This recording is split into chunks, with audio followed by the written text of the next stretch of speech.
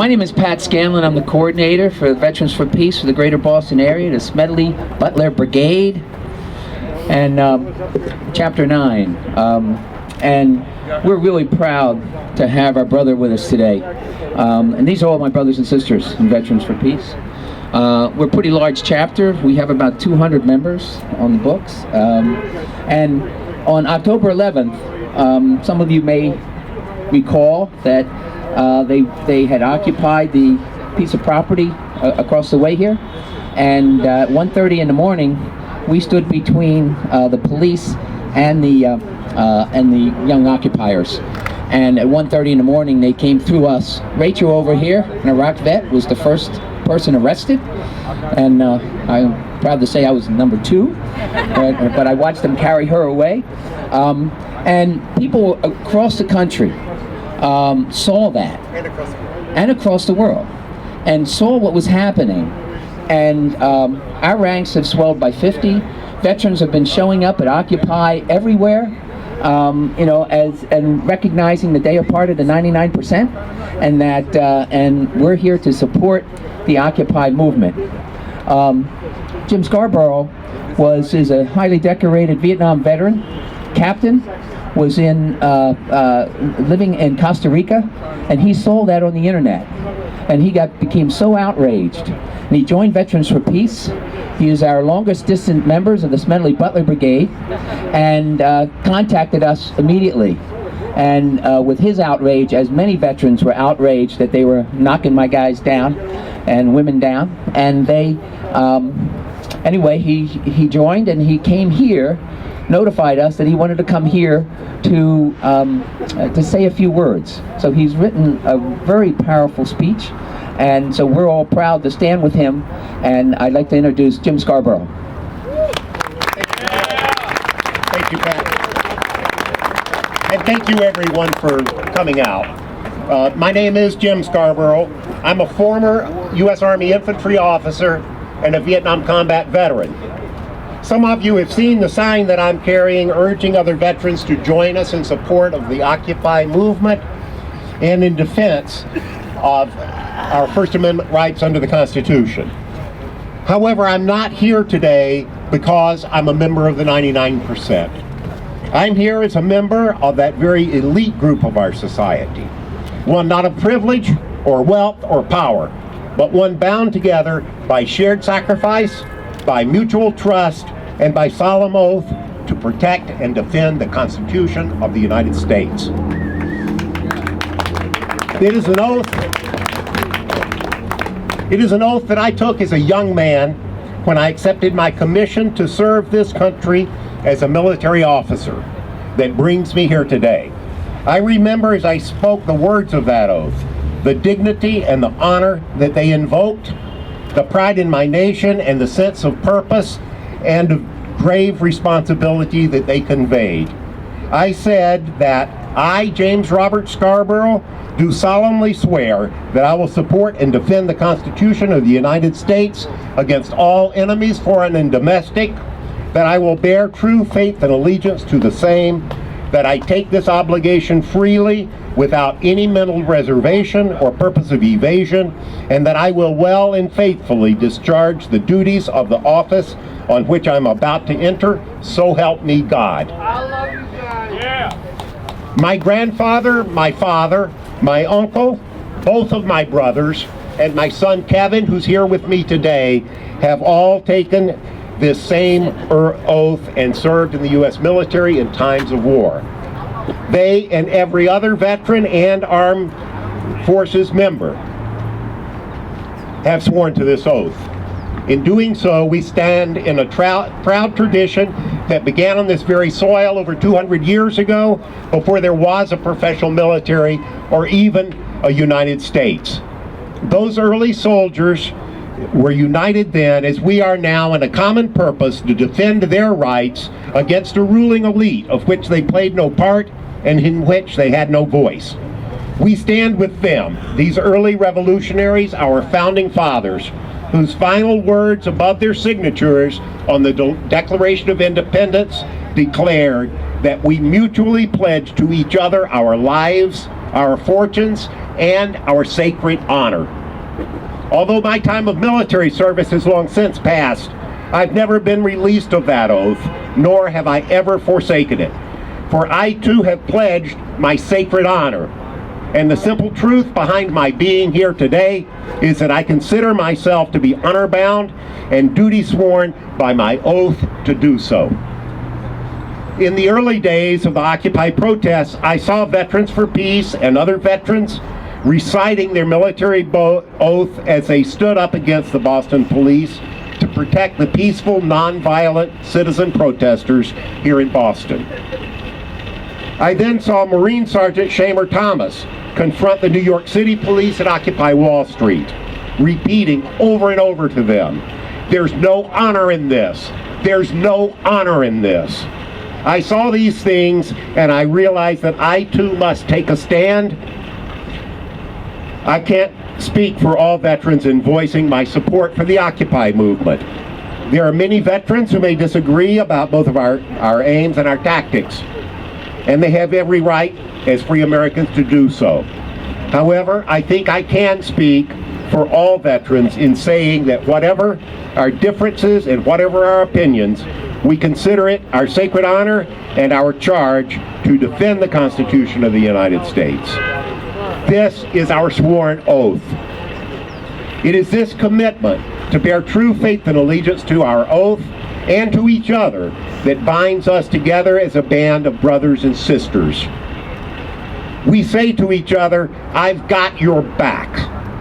And this has always been the true essence of military service. It is our allegiance to this oath that both separates us and binds us with those we serve, the people of the United States. To each of the veterans that are here today and across the nation who have stood up in defense of the Occupy protesters and in defense of the Constitution, I say, brothers and sisters, I've got your back.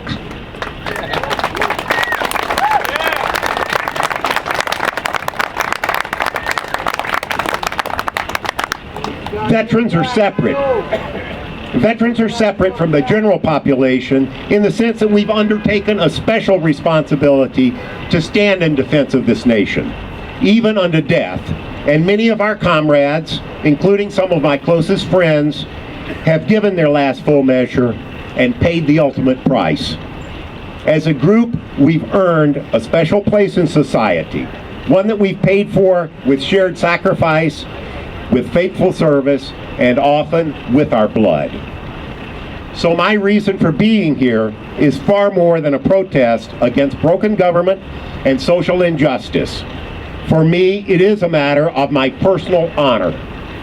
And although I may not speak for all veterans, I do hope to speak to all veterans and add my voice to the growing number of us who have spoken out in defense of our freedom and of our rights under the First Amendment. It was here in the streets of Boston that our American form of democracy was born. The grievances of those American colonists against the British Crown were no more severe than those we have today against our own government. Those grievances coupled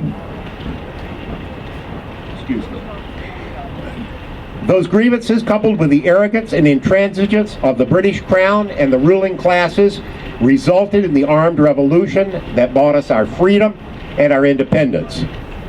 I think that we would be well served to remember what our founding fathers said in our Declaration of Independence, that governments are instituted among men deriving their just powers from the consent of the governed, that whenever any form of government becomes destructive of these ends, it is the right of the people to alter or abolish it and to institute new government, laying its foundation on such principles and organizing its powers in such form as to them shall seem most likely to effect their safety and happiness. All of us know these words, but they're far more than the dry words of a history text. They are the foundation of our very form of government, and they're our heritage as a free people.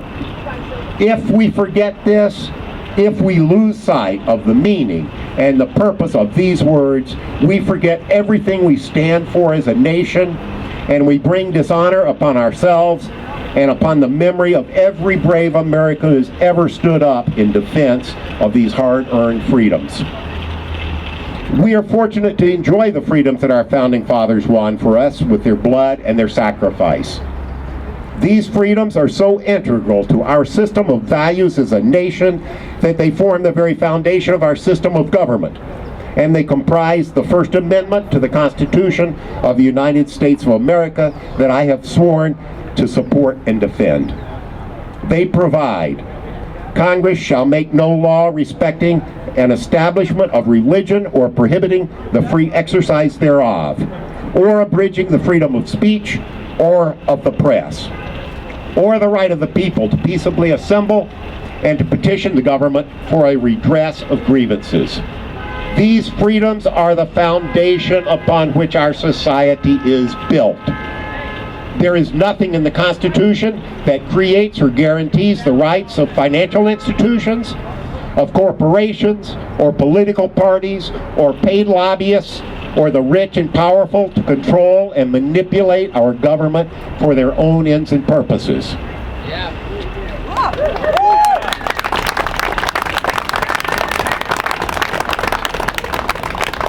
There is nothing in the Constitution that contemplates the existence of a class of professional politicians whose driving impulse is to keep themselves and their political cronies in perpetual power.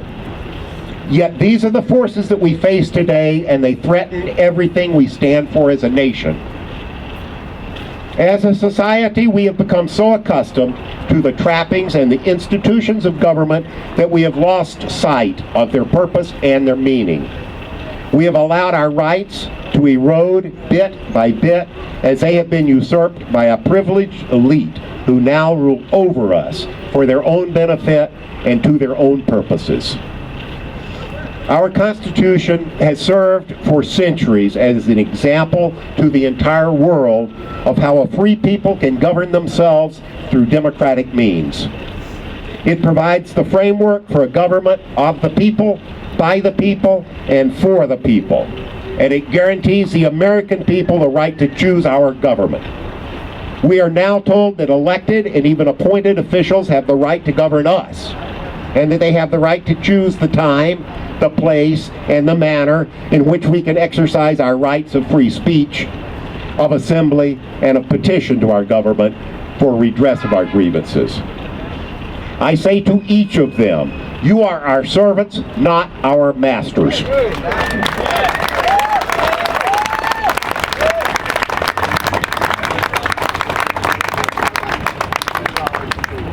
I remind our elected officials and our appointed officials that it is to secure our rights that governments are instituted among men deriving their just powers from the consent of the governed. Our present form of government has become so destructive to those ends that we stand on the verge of withdrawing that consent and invoking our right to alter or abolish it and to institute new government.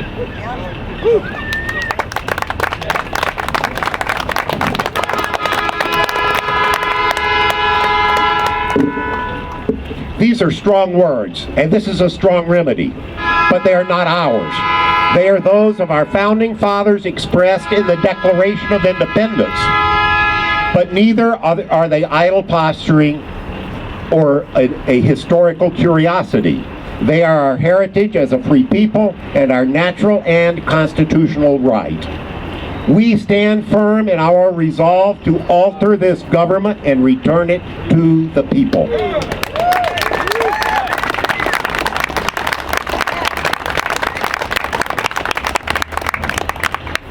Our Constitution provides us with the mechanisms to do so, not only through the elective process, but also through our rights of free speech, of peaceable assembly, and of petition to our government to redress our grievances.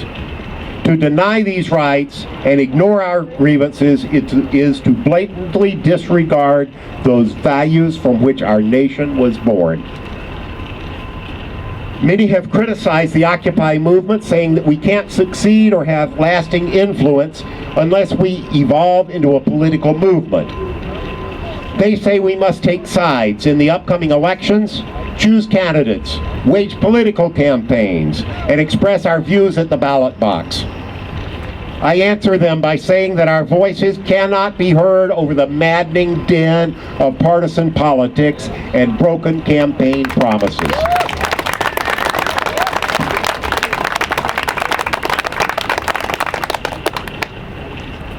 Our vote isn't being counted.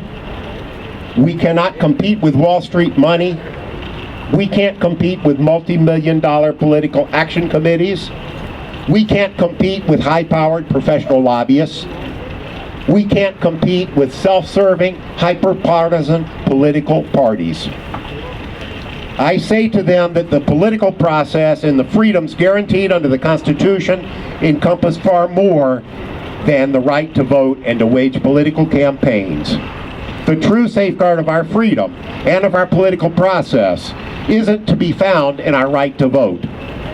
Its true safeguard is found in the plain meaning of those rights guaranteed to us by the First Amendment to the Constitution of the United States.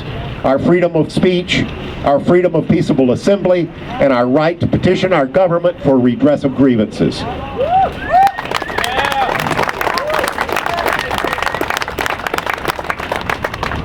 The Occupy movement is already the greatest demonstration in our nation's history of the power and of the necessity of the First Amendment. Through these protests, we are participating in the political process in its highest and most constitutionally protected form.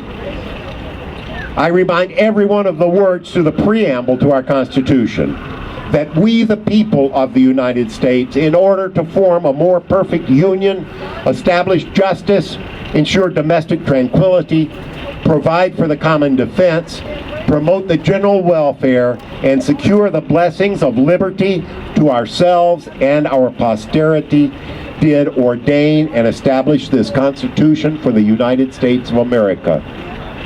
It is we, the people of the United States, who own the Constitution. It is the living legacy of our forefathers, and it is our birthright. It shall not be taken from us or denied us because it's not convenient for government to concede to us those freedoms which are ours by right, not because government has given them to us.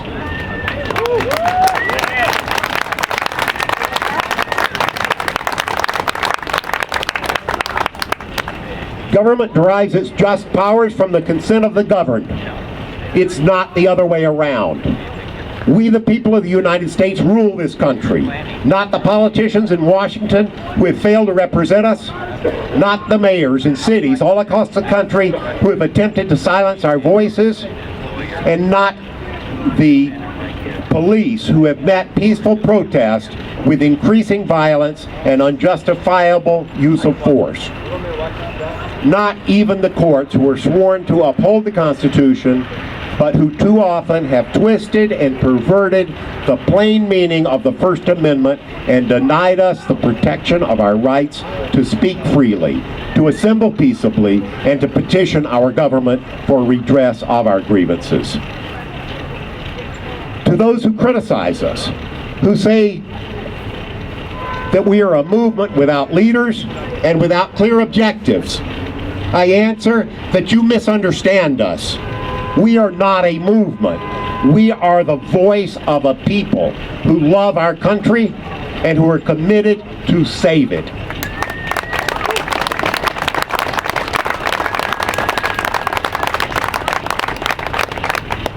We seek to restore the American dream, not to destroy it, and to return our nation to a government of the people, by the people, and for the people.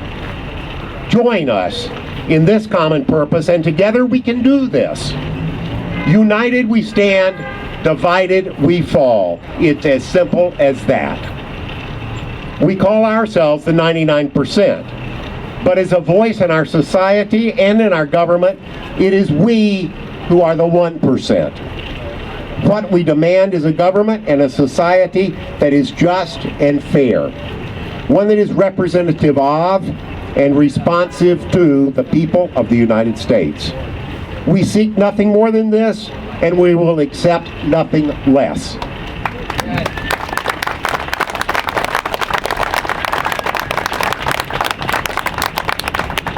Yes, we are the 99%, but as an organized group, we still remain small and relatively powerless.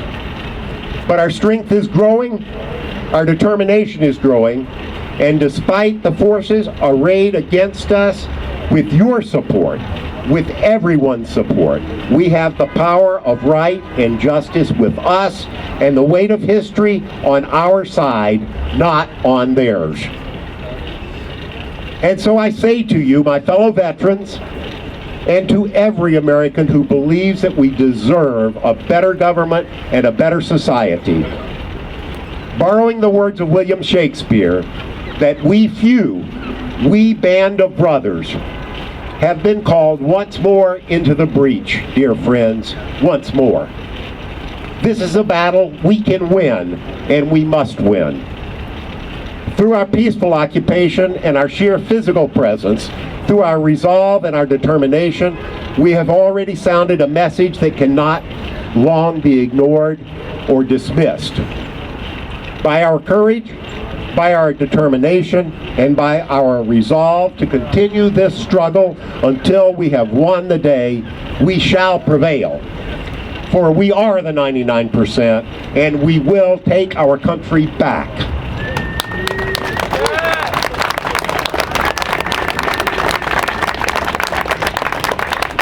God bless the United States of America, and thank you.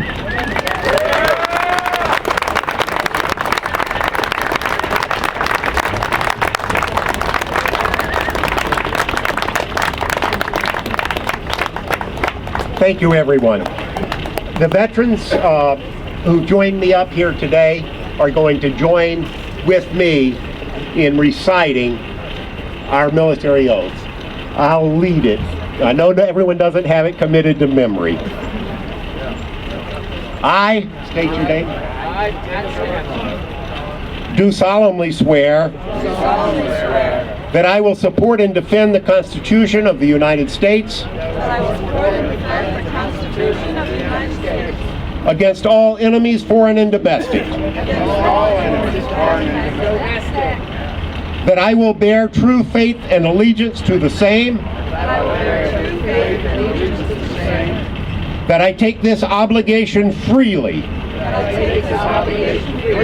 Without any mental reservation or purpose of evasion. And that I will well and faithfully discharge the duties of the office on which I am about to enter, so help me God.